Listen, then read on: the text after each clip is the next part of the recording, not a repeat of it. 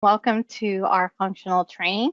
Today we are going to be going through a day in the life of an employee using our time system. Our presenter for today is going to be Crystal Fosdick. She's our professional service consultant. She has been in the workforce management industry for over 9 years and with Ascentus over 2 years. My name is Lucy Saldaña. I will be the moderator for our session today. I'm an instructional designer and I've been here over 3 years. All right, our agenda for today is going to be going through that day in the life of the employee. So we'll look at customizing the employee dashboard, reviewing, updating, modifying timesheets, and then submitting the timesheets at the end of the pay period. Going through that accrual history page and reviewing our balances, our history, and just doing some general explanation of columns and items you'll see on there. We'll go in and make a time off request as the employee, and then we'll also do some management of that request. So we'll go in and do a cancellation for a pending request, and then a cancellation for an approved request. The following slides will go through the things that will show you live in the system, so I'm not going to be going through the rest of the actual PowerPoint, but I am going to jump right into the system. Okay. So I'm going to first log in as an employee, and keep in mind that your employee login page may look different than mine. However, they do just all lead to the same place.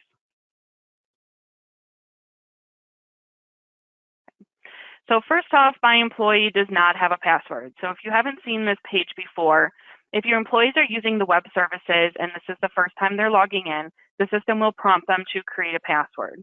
And then keep in mind the requirements for the password will be listed on the top of the screen, and additional requirements could be configured in your database, such as requiring special characters.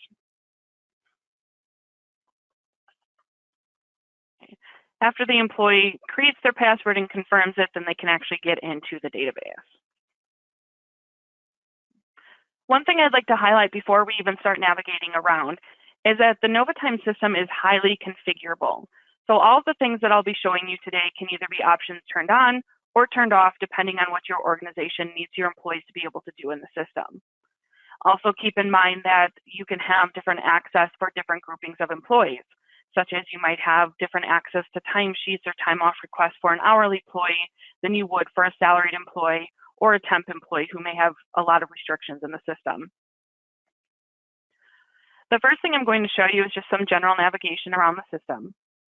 So first, in the top left-hand corner, there is a menu. This is going to lead you into the different categories and pages the individual employee has access to in the system. And then hovering over that category and then hovering over the page, clicking on the page will actually navigate you to that page. The other items here on the main dashboard is you will notice that there are different arrows by the headers. There are different buttons you can click on.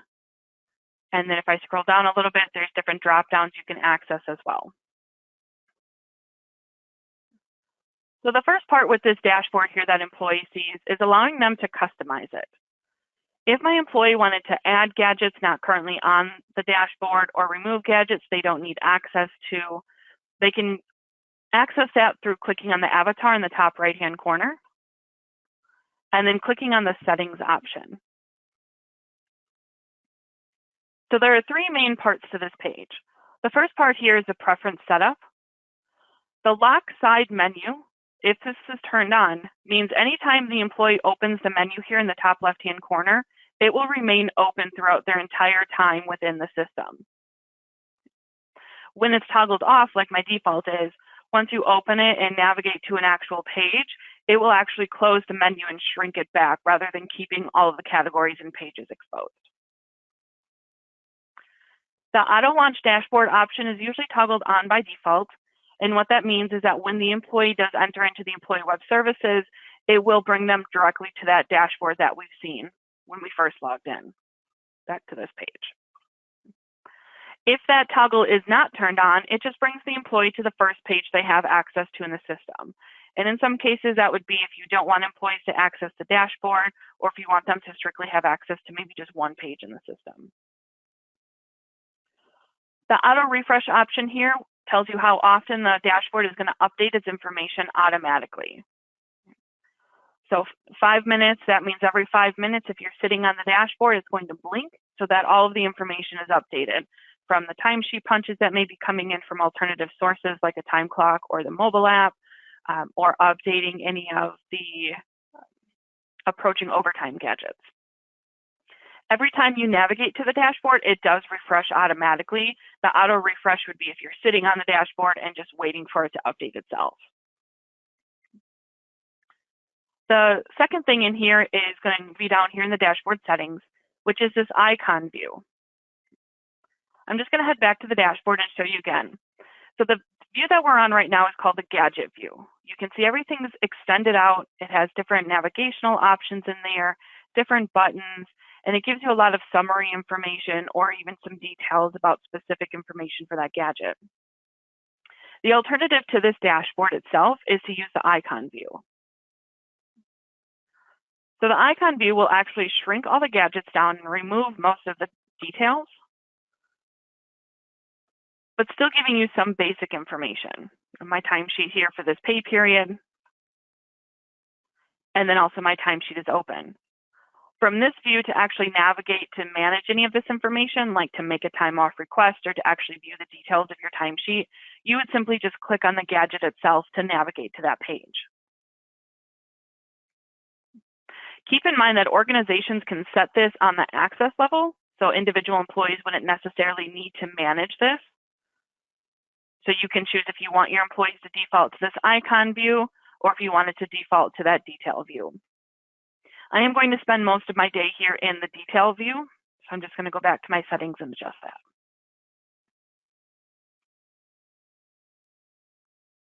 And then the third section is going to be down here at the bottom, which is going to be all the different gadgets an employee could have access to on that dashboard. All the gadgets that have the check mark means they're currently available to view on the dashboard. Anything that isn't check marked is something I could add if I need to. So I want to add my approaching overtimes gadget. I'll check mark that. But I want to remove my schedule gadget. I will just uncheck that. And then once I'm done modifying this information, I would just need to make sure I click save at the top of the page so that it processes through to my dashboard. Now, as I navigate back, I no longer have my schedules gadget, which used to be over here on the right-hand side, but I do now have the approaching overtimes gadget. And then the last main thing about the dashboard before we actually jump into some of the gadgets and the pages is setting favorites within the system. As we've navigated to the settings page and to that request page very quickly, you'll notice it created these tabs at the top of the page. Anytime you see these tabs, that means I have quick access to that information. So I can head right to the request page just by clicking on the tab at the top. If you'd like to see these tabs every time you log into the system, clicking on the little image will produce a star. And that means the next time you log in as your employee view, it's going to keep this tab at the top. This is useful, especially for pages that don't have quick access from the dashboard, like the accrual history page, which we'll navigate to later. So each individual employee can set their own favorites. And then it also creates this nice little quick link here by the big star next to the home button. Anytime you'd like to remove a favorite, simply click on the picture again, and it'll remove the star. If you happen to also be a supervisor or administrator in the database, you have the same setup with the different tabs at the top and the settings of being able to save it as a favorite.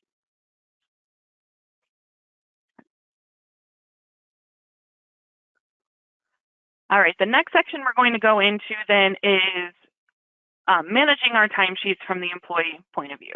And I'm just going to point out one more time that the system is highly configurable. In fact, what I can do on my timesheet may not be what your employees are doing or how you want your employees to use the timesheets. I just want to show you all the options available to you so that you can make decisions.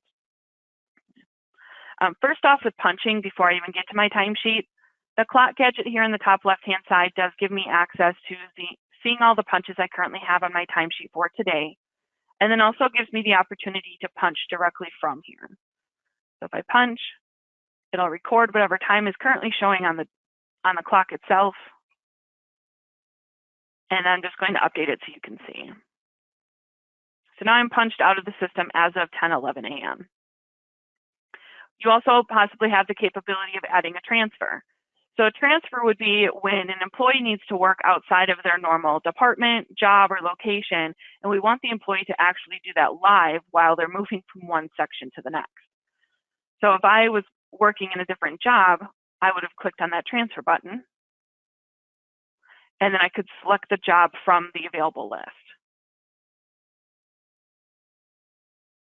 and then punch directly into that job.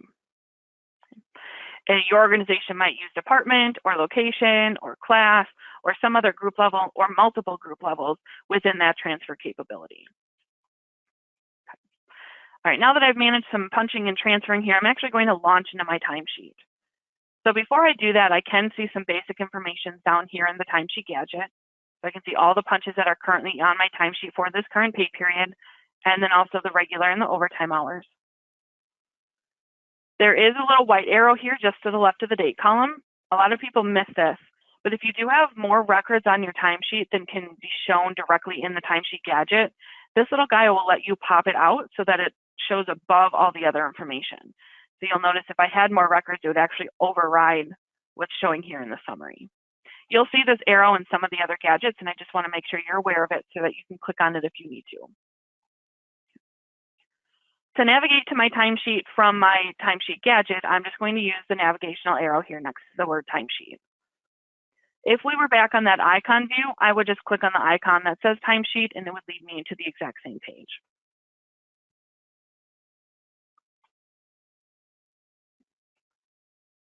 All right, so as an employee here, here's my timesheet. I could punch or transfer directly from the top of it if I need to. Same options that appeared from that dashboard. Down below, then I can see all the punches that I've made so far. So Monday, I worked 8.5 hours in the office job. Tuesday, well, so far I've only worked 3.18 hours in the office job. I punched out for a little break there as we did our transfers.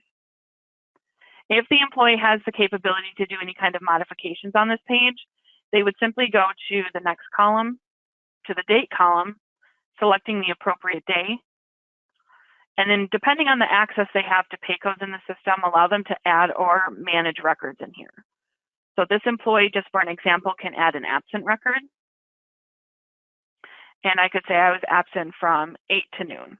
So this is just giving you the example of if you were to allow an employee to manually add records onto the timesheet, whether it be a work hours pay code or an absent pay code, they would be able to select the date, the pay code they have access to and need to use, and then the hours.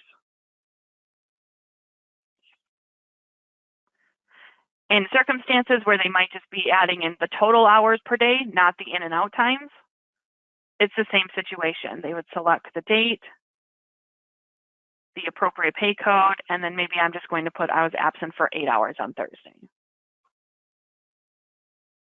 And save the page. Now, this particular employee does not have access to managing any of the work hours. So you'll notice here I can't make any adjustments to these. I can't make any additions to the work hours, but I can have full control over that absent pay code.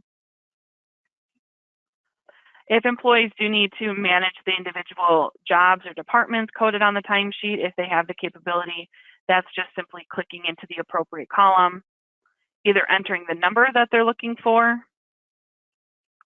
the word, or if they're not finding what they need, the little magnifying glass again will bring up the full list of options for them, and they can select the appropriate one. And always saving at the end to make sure everything processes through. So the last thing on this timesheet in particular is adding a note. So I did add some records in here.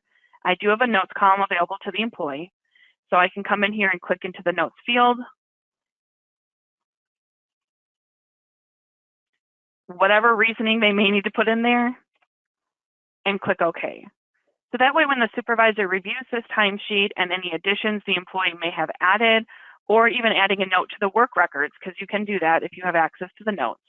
As the supervisor reviews the timesheet, they can then see the notes the employee added as well as the records themselves. Keeping in mind that the timesheet does have a full audit trail, so you'll always be able to see who made adjustments or management to this timesheet and when. At the bottom of my timesheet, I'll scroll down. I do have some different summaries I can review. My timesheet summary will break up either by pay code here. I can either use pay code in different locations, individual date, per week if you have a multi-week pay period, and then also a combination of the week, the pay code group, and if you do have rates in the system, the individual rates.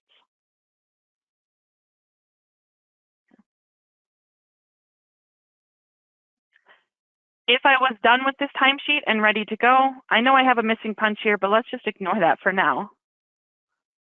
I'm going to go to the top of the page and hit the submit button. All right, here I'm just going to do some approval here. I'm going to submit the whole pay period. We're good to go. You can put restrictions in place to not allow employees to submit timesheets if there are missing punches on the timesheet or missing days. I don't have that requirement set up right now for the simplicity of this webinar. When the employee hits that submit button, whoever is programmed as their supervisor should be getting an email letting them know the employee has submitted their timesheet for the pay period. There is also the capability of allowing employees to undo submissions. So if I did make a mistake or need to make an adjustment after I've hit that submit button, we can give employees the option to undo submission. It opens the timesheet back up to allow them to make any corrections that they might need to.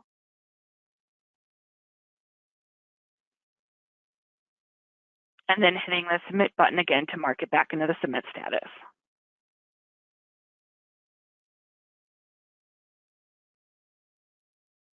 Okay. Now I'm just going to go back a pay period because I do have a missing punch from there. We do have one other feature in here called a missing punch entry, which could allow the employee to put in a missing punch onto the timesheet and then have the supervisor approve that missing punch. I still don't have the capability of making any adjustments to the work hours normally. Okay. I could still update the jobs if I needed to. But if I wanted to put in the missing punch for this, in my more functions, if this is programmed in the system, the employee themselves can come in here and put in the missing punch. So Friday on 4/23, I should have punched out at 3 p.m. I can put in a note associated with this.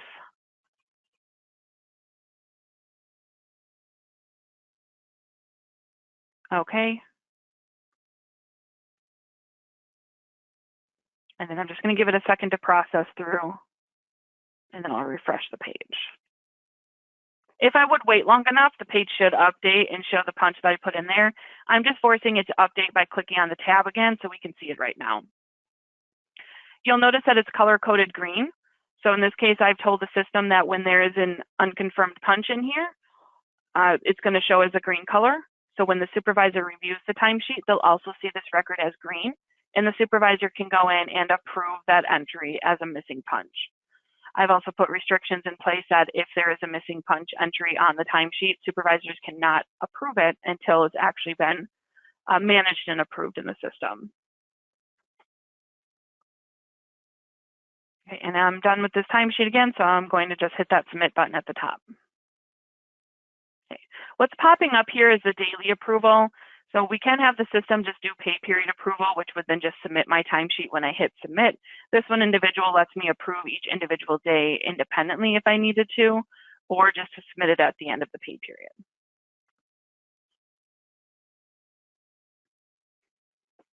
All right, so just a little recap on the timesheet from the employee side. The employee can come to the timesheet to review their information, review their punches, review the hours being recorded, as well as the jobs. They can make modifications possibly by adding in additional records, deleting records that they have access to, or actually adding in a missed punch entry that would require their supervisor to approve. And then ultimately, even if your employee has no access to anything on the timesheet other than to review the information, it's simply just reviewing the punches, adding notes if appropriate, making modifications to any kind of group levels if necessary, and then ultimately viewing the timesheet summary for accuracy, and then submitting the timesheet at the end of the pay period so that their supervisor knows the employee has reviewed. All right, so we're done with the timesheets here.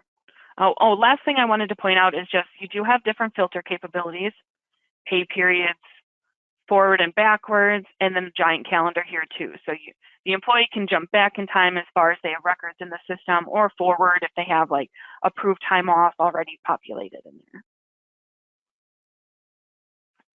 So I'm going to head back to my dashboard because the next thing we're going to go through is our accrual balance and history page. So this is one of the pages you can't directly access from the dashboard. There's no one-click button to get to this page yet. So I am going to navigate over to my menu. I'm going to click to attendance, and I'm going to go to the accruals page. Now this is a page that I like to save it as favorite, so I'm just going to click on the little icon again. So that way I can easily click on it from the top here rather than always having to jump into that menu. From this page, employees will be able to see all of their current history and balances for each of the different bank of hours they might have. So this employee has vacation and they have sick. So I'm just going to open up my sick balance so we can look at that. The main part of this page here is you always start at the bottom. That's going to give you your oldest record first. And then as transactions happen, you'll notice they'll pop up to the front. So if we look at this very first record in the system on 1/1/2021, it was a balance reset. We have a little asterisk here. And then if I needed to, I can look over here to the right-hand side into the notes column, and it shows reset balance skip.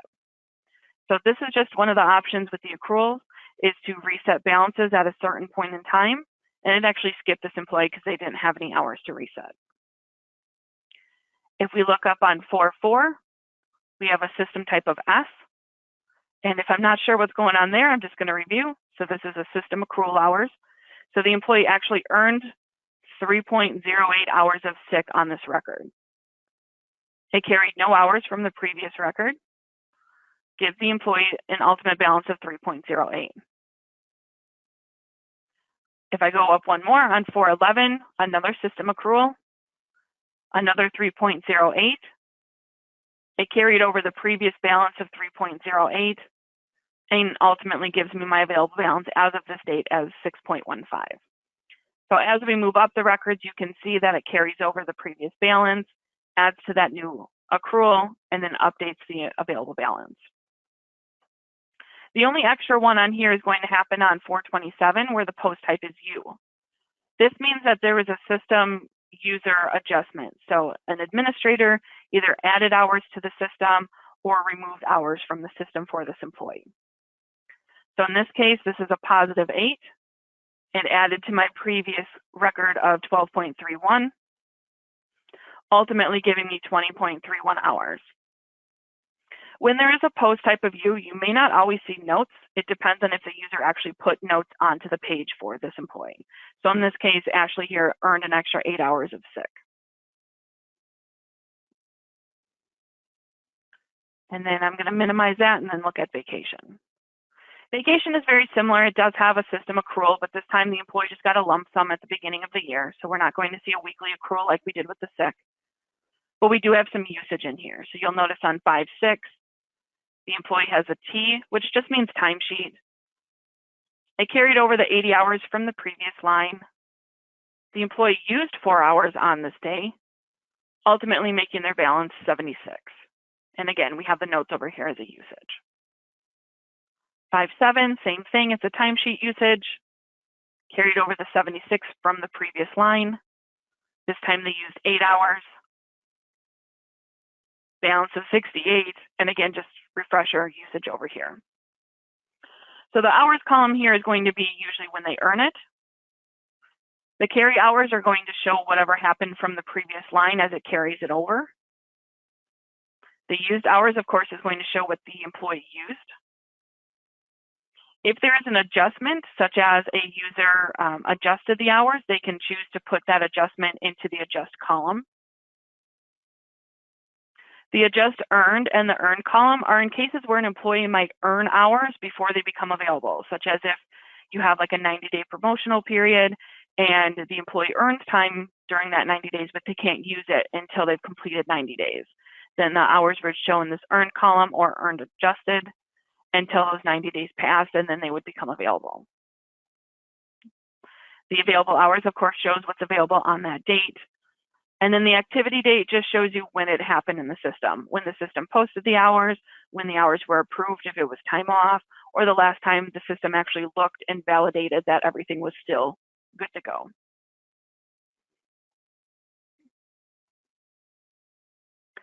And then the last thing in here is just the date range filter. So there's a date range filter up here at the top of the page, currently showing me 4/1/2020 to 3/31 of 2022. If I've been an employee in the system here, for 10 years already, and I'd like to look back in time, I can always use the calendars to go back, or if I needed to, use the calendars to go forward.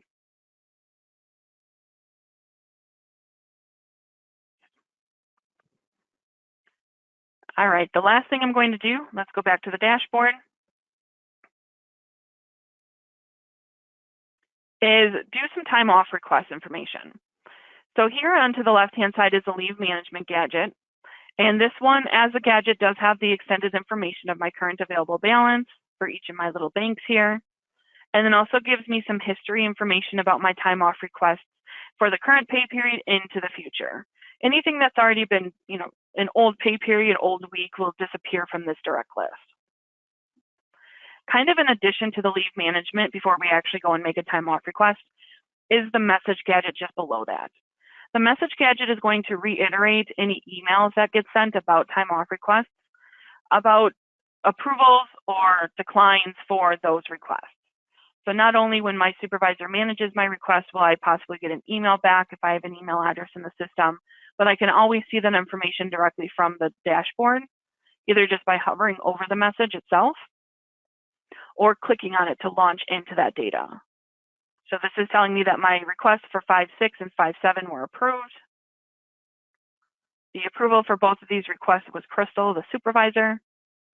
And it also shows me, they were approved on these days. Yep.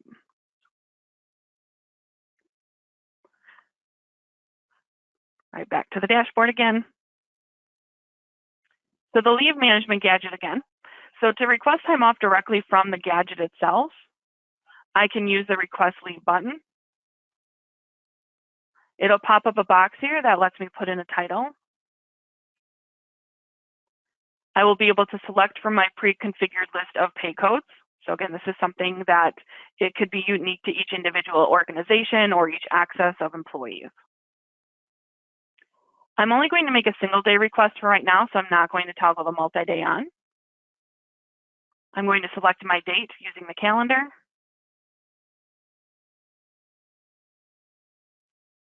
The total number of hours I need on this individual date happens to be 8, although I can update this if required, and then put in the message to my supervisor.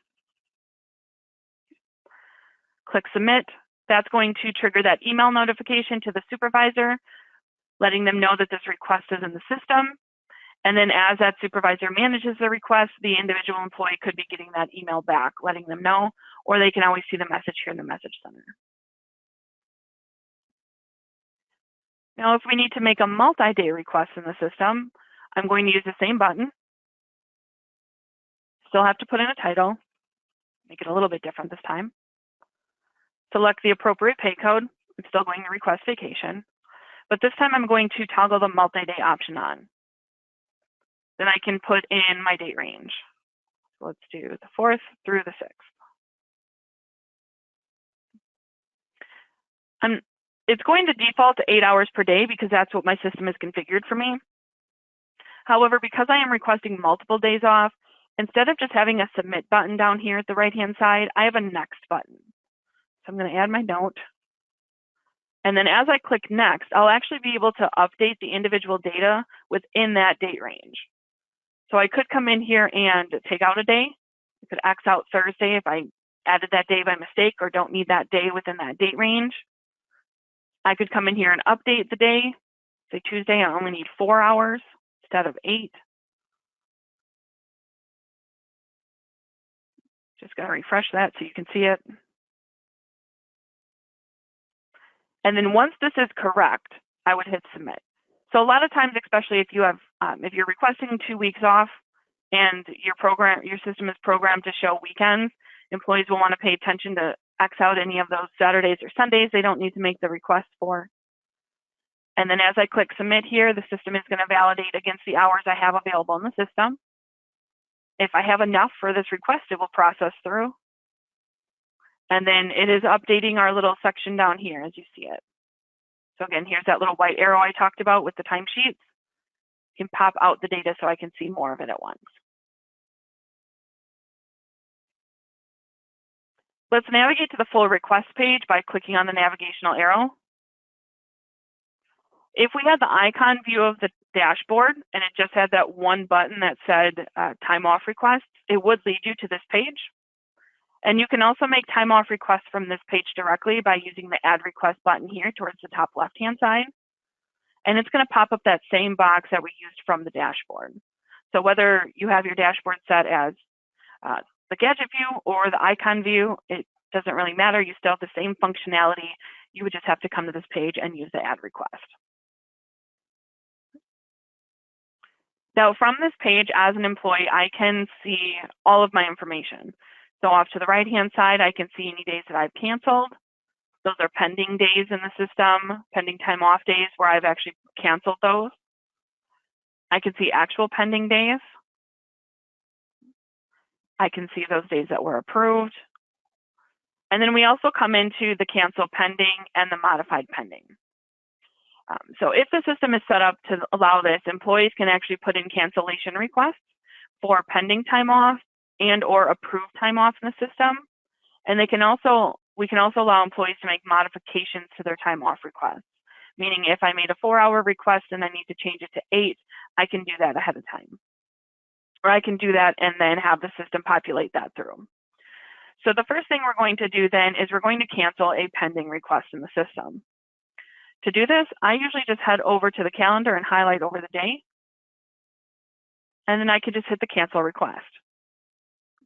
Since this day has not been approved, it doesn't require any supervisor intervention at this point. It was just a piece of paper sitting on a desk waiting to be approved. However, once I do save the page, it is going to mark that day as canceled, so you can clearly see that that was a requested day at some point, and the employee went in there and canceled it. If I go in and try to cancel an approved day, so on May 7th, this day is approved off already, I can still put in a cancel request for it, but this time, because it's already been approved, already on my timesheet, already part of my schedule, when I save the page, it's actually going to change it to cancel pending. It's going to put it into orange. It's going to email my supervisor, letting them know that I'm trying to cancel this day off.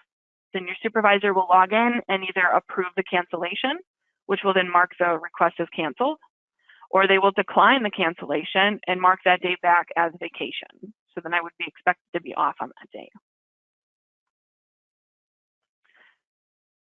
If I need to modify a request, so we originally made a request here for 4 hours on May 4th. So if I look over here to the left-hand side, I can see all of the individual days listed. And then also keep in mind, I should have pointed this out to begin with, but this whole top part, all of our color coding, these are filters. So as I click into the different items, you're going to notice that the left side of the page updates to showing that information. The calendar on the right stays the same. But if I wanted to focus individually on different types of statuses, I would click on those at the top.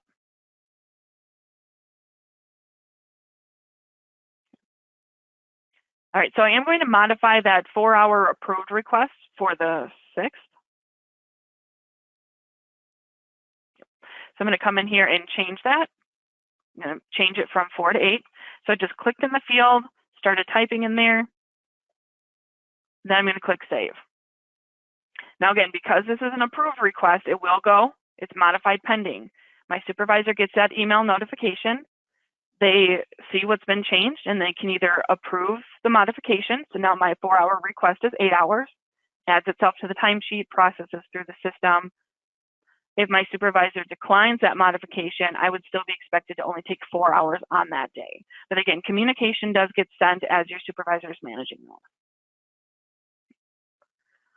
And then if I go to my pending, the last one in here, if I change a pending one or modify a pending one, similar to when we canceled the pending one, Since it hasn't been approved, it's just sitting here waiting for the supervisor to manage. When I save the page, it's just going to update the original request. It's not going to send a new email. It's not going to require any additional approval from your supervisor. Just when the supervisor launches in and looks at this request, instead of seeing 4 hours, now they're going to see 8 instead. Okay. We went through quite a bit on this page.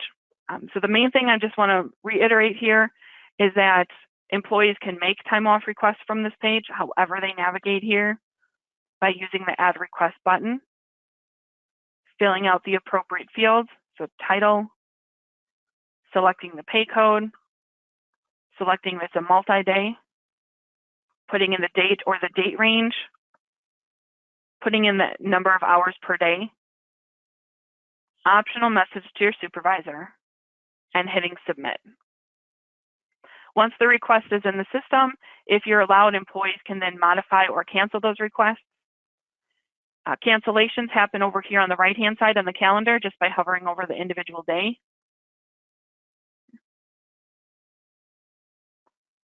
If you do need to modify a day, changing the number of hours requested, it's filtering the page to the correct status, clicking on the day itself on the left-hand side, and then updating the hours. Again, if it's an approved request, it will always require supervisor approval or the supervisor to decline the management of it. If it was just a pending request in the system, it'll just update the request that the supervisor sees when they log in. And then always, always, always save the page at the end of making any changes in here so that it actually processes through the system. If you do make a change and you try to refresh, it should tell you ahead of time so that you know. And I'll click OK.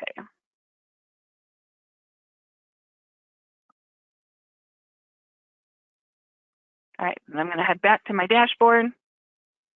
Done with this page. All right. So I'm just going to jump back to the icon view, just because we didn't spend a whole lot of time on it. But I do just want to show you then, if you do use this view and to navigate to the other pages, like the leave management page, if I needed to make a time off request or if I needed to manage it, I would just click on the actual icon itself. It would launch us into that page that we just spent some time on. Same functionality, however, it's configured in your database. And then the same thing or thought process with the timesheets. Here's my timesheet gadget.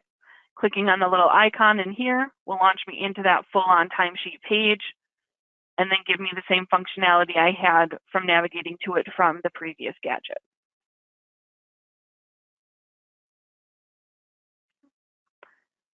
Again, back to my dashboard.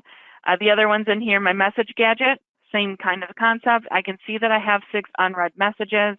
I can launch into that message gadget itself by clicking on it. Brings me into like the little email system within NovaTime. And then I can actually click into each of the requests to see what's happened.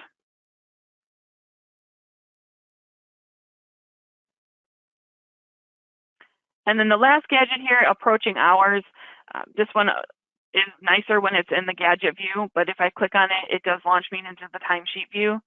The approaching hours gadget is configured based off of the shift the employee is assigned to and their meal requirements and their overtime settings.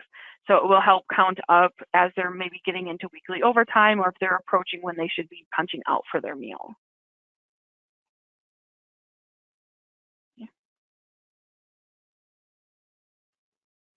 All right, the last page in here then, if I head back into that avatar in the top right-hand corner, there is a profile page that can be available to employees.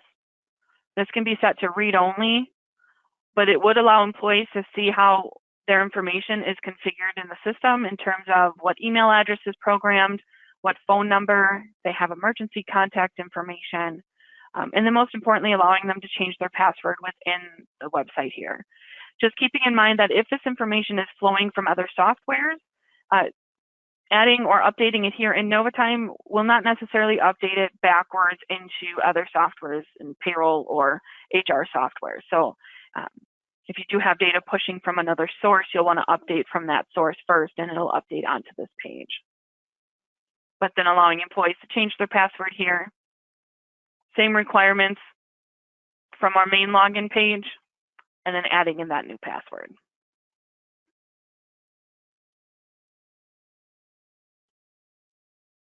Okay, so a 2-minute review of everything we've talked about.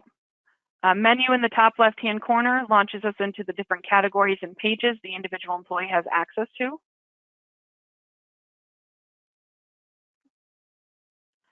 Customizing the dashboard as an employee allows them to click into the avatar, click on settings.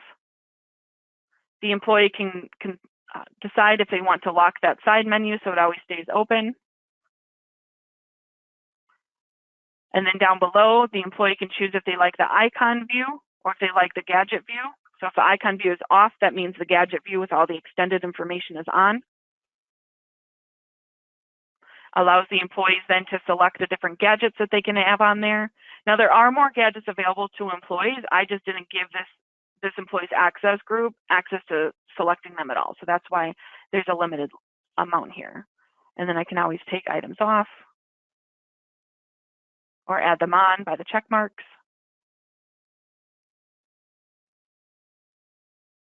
Back to my gadget view.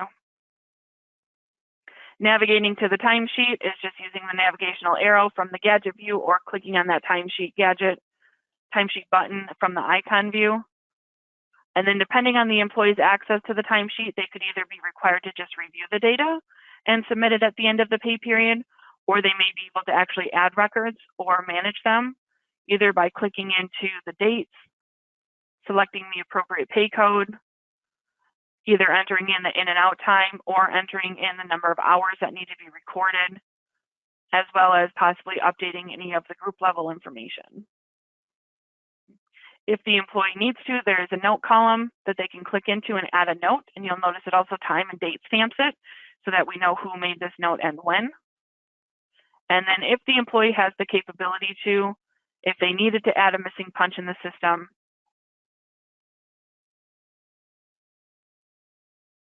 the button disappears when the timesheet's been submit, but the more functions button here allows them to go in and put in that missed punch entry, which is what this green is, which then allows the supervisor to approve that missing punch or modify it.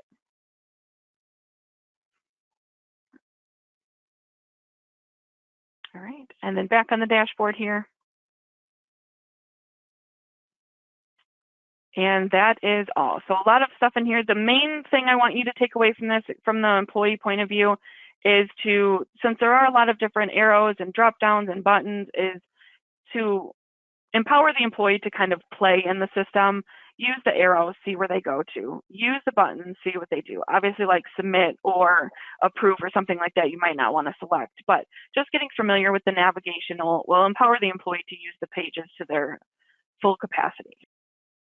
Thank you, Crystal, for this wonderful presentation. Thank you for showing us a day in the life of an employee. So everyone, on behalf of Crystal and I, we would like to thank you so much for joining us. We hope that this session was helpful for you as a manager and for you as an administrator. And we look forward to having you in our future webinars. Well, thank you, everyone. Have a fantastic day, and thank you for your business. And we look forward to connecting with you soon.